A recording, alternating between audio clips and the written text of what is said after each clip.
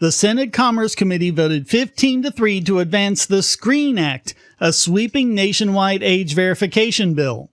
First of all, insert all of our criticisms of state age verification laws. They apply here too.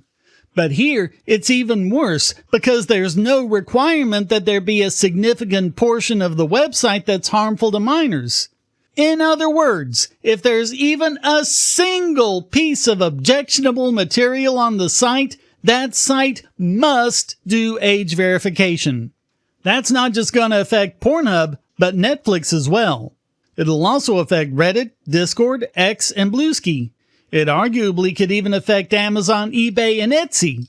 And it goes beyond a mere attestation that the user is an adult. It says, quote, requiring a user to confirm that the user is not a minor shall not be sufficient. So basically they'll have to prove they're an adult and tie their access to that site with their real identity. That is every bit the privacy and cybersecurity nightmare it sounds like.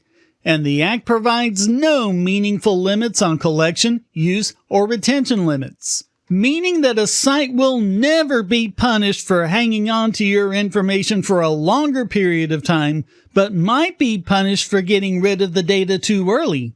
So the incentive will be for them to hold on to it forever. Now, I know what you're thinking. I'll just use a VPN. Sorry, they thought of that. They specifically require age verification on traffic from known VPN addresses, regardless of where the IP address originates from.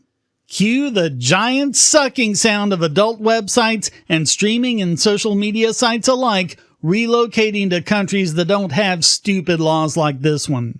And as we've seen in the past, what starts with an excuse to protect children from adult content ends up blocking or restricting access to LGBT content, women's health, and even political speech.